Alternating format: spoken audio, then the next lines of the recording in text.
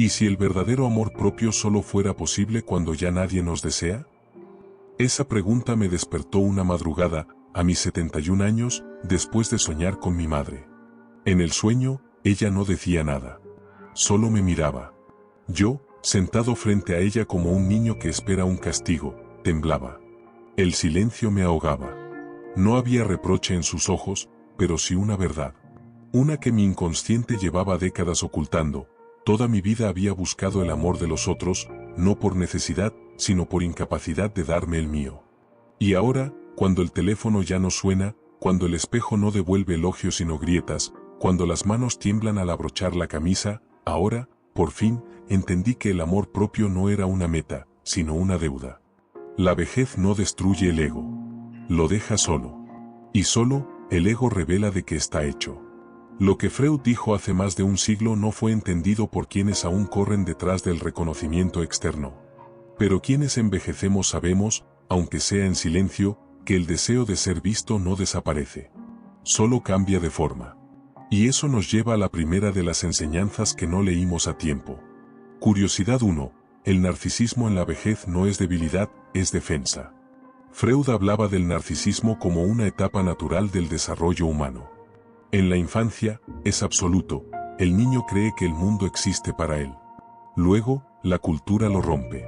Aprendemos a agradar, a sacrificar lo que somos por amor, aprobación, pertenencia.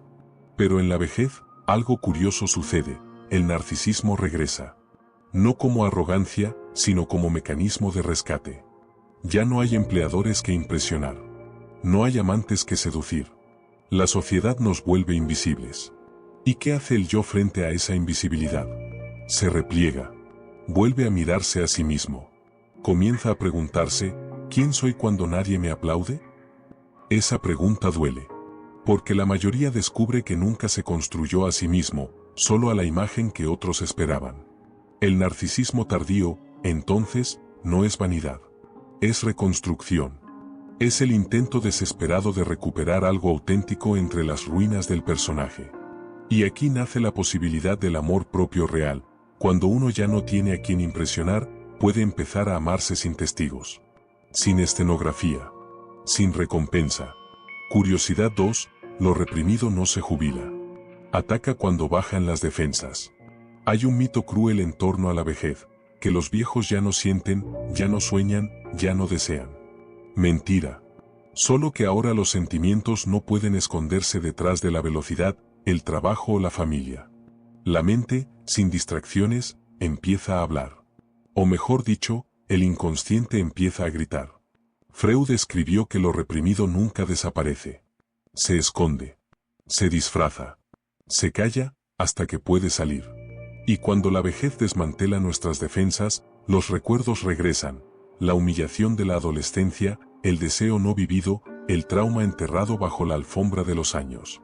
Algunos envejecen con miedo porque no quieren enfrentarse con lo que tanto tiempo callaron.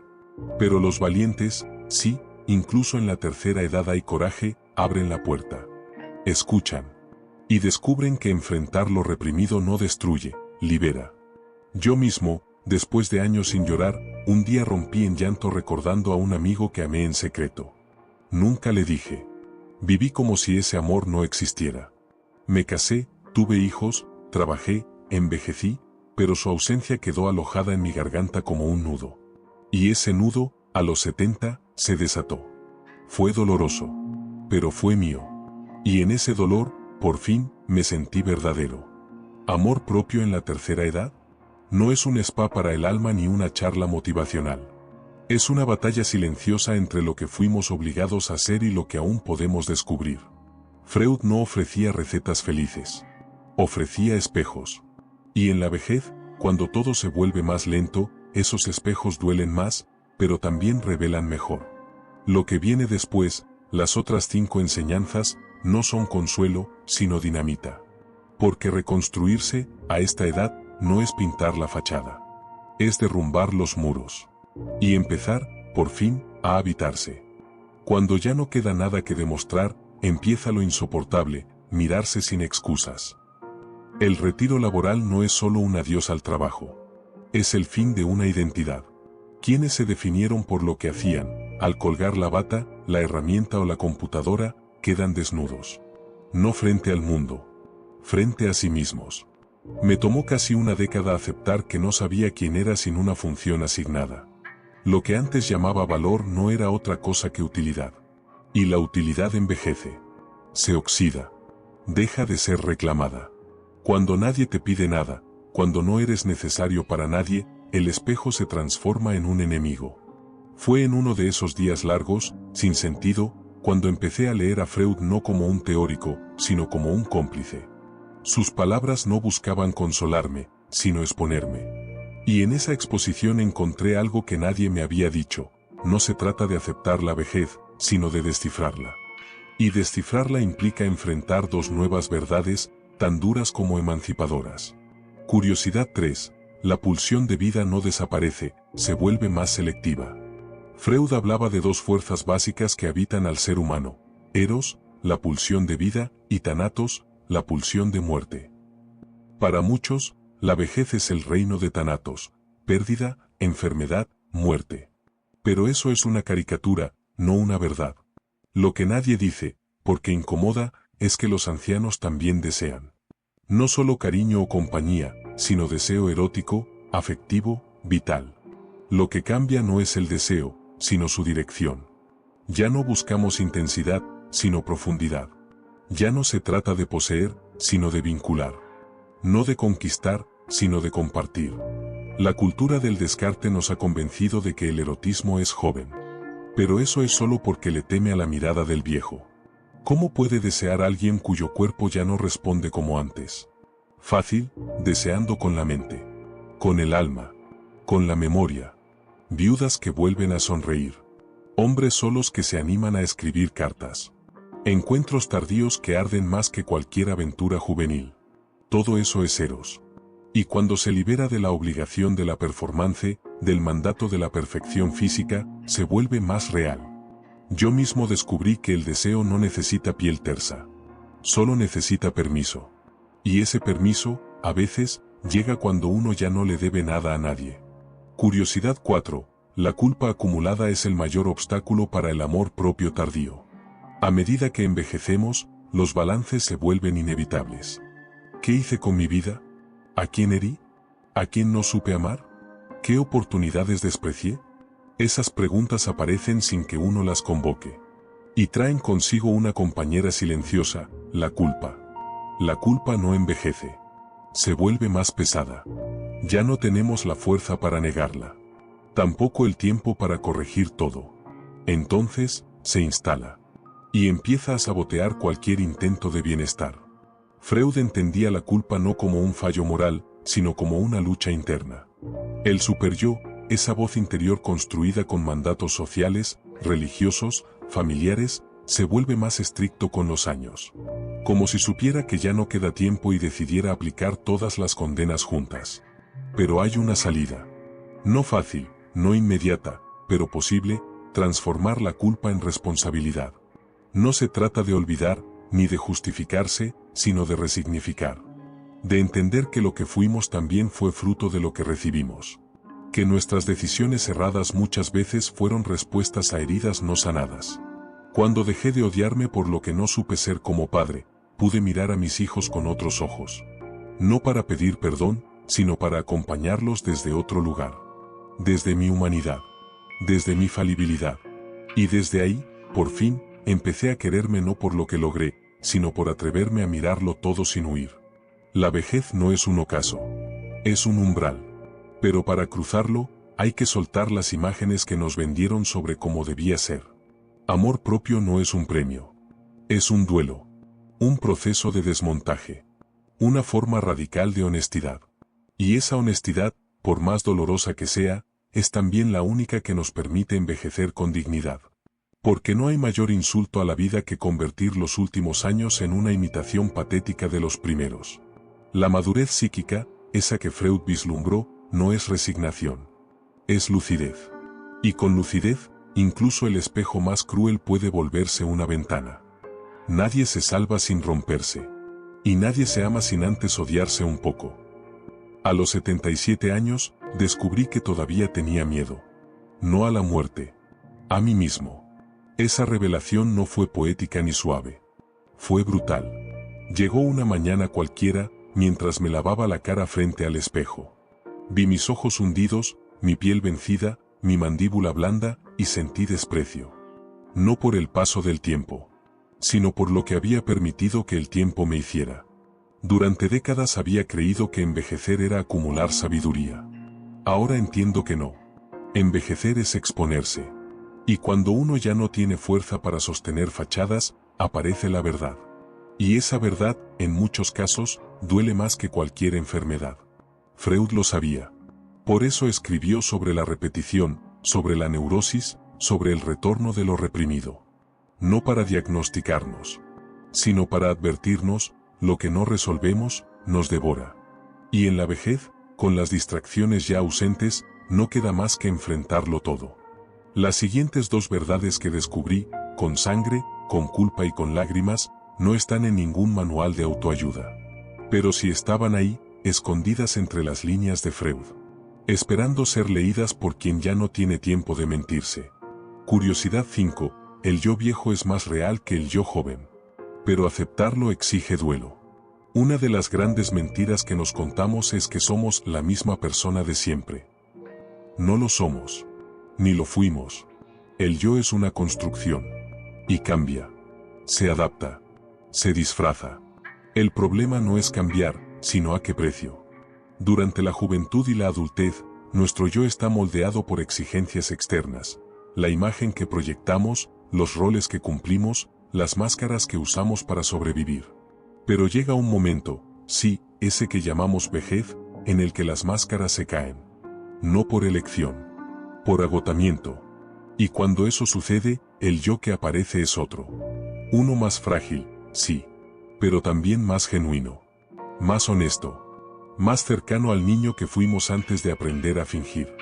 El problema es que nadie nos enseña a hacer el duelo por el yo anterior.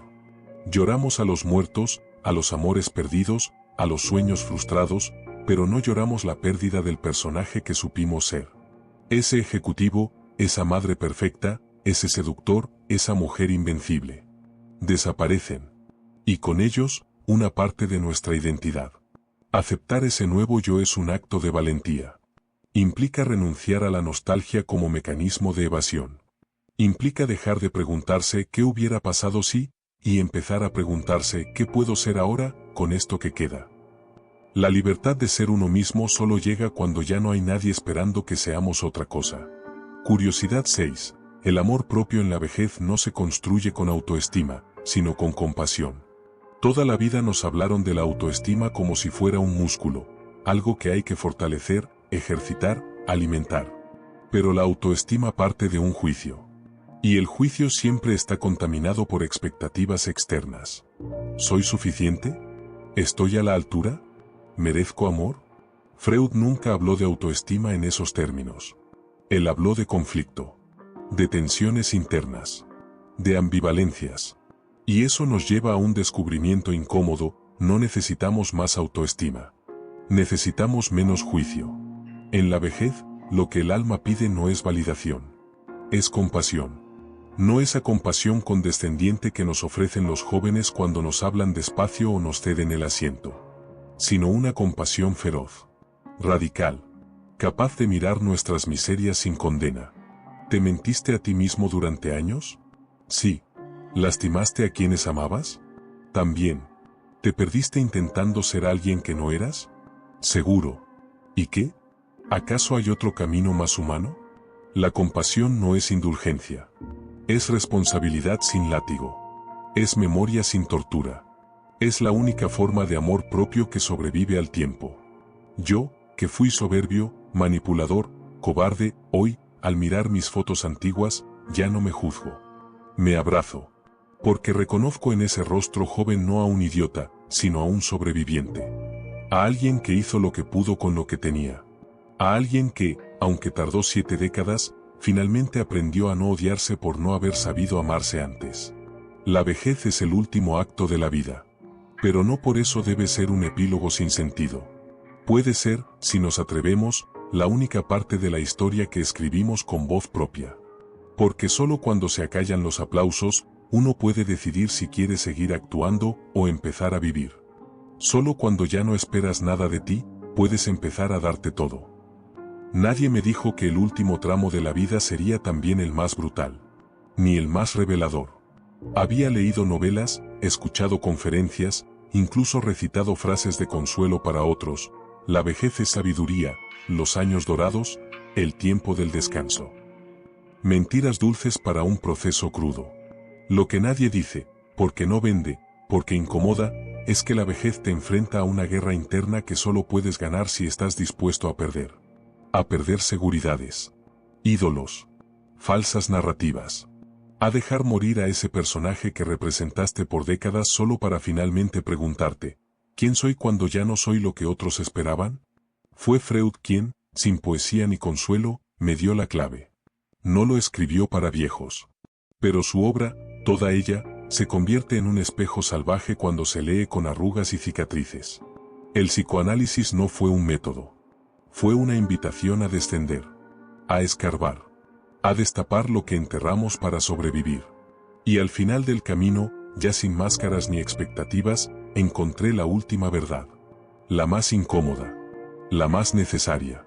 La que cambia todo, si uno tiene el coraje de aceptarla. Curiosidad 7. Envejecer no es volverse irrelevante. Es volverse ineludible. Toda la vida tratamos de encajar. De complacer. De mejorar. De avanzar. Creímos que el amor propio era resultado de logros, títulos, conquistas, cuerpos deseables.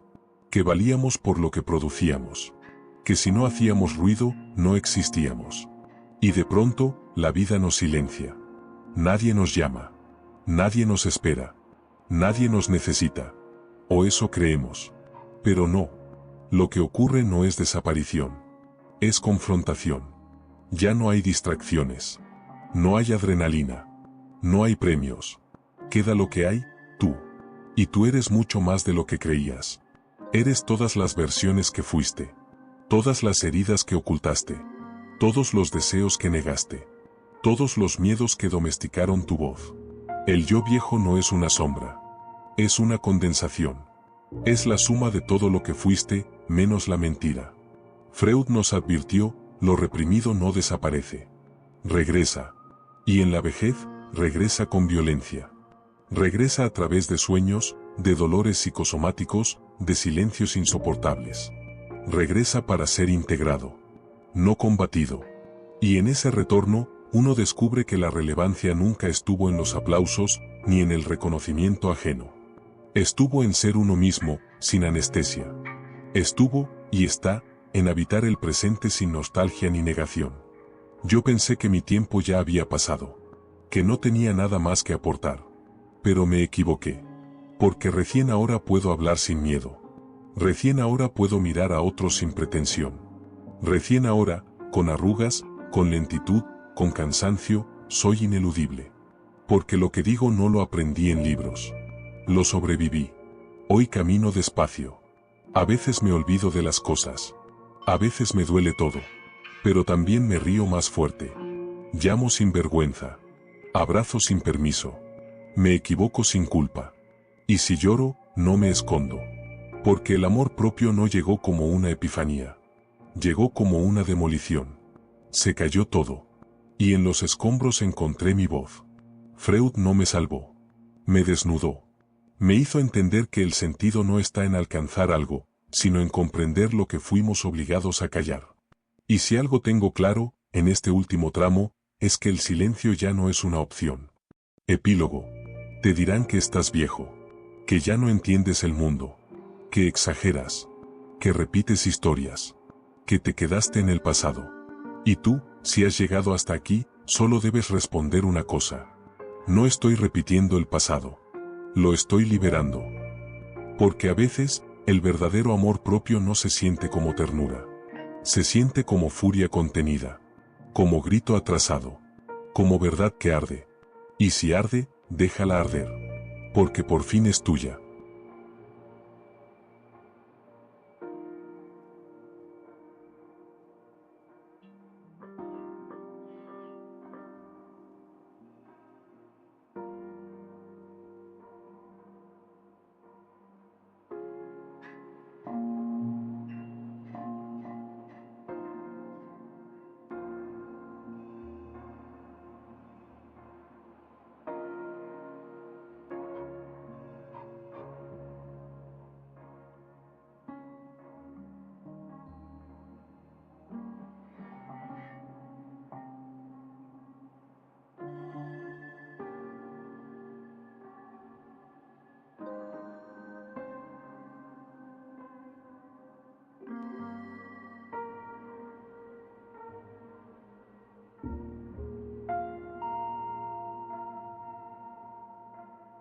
you.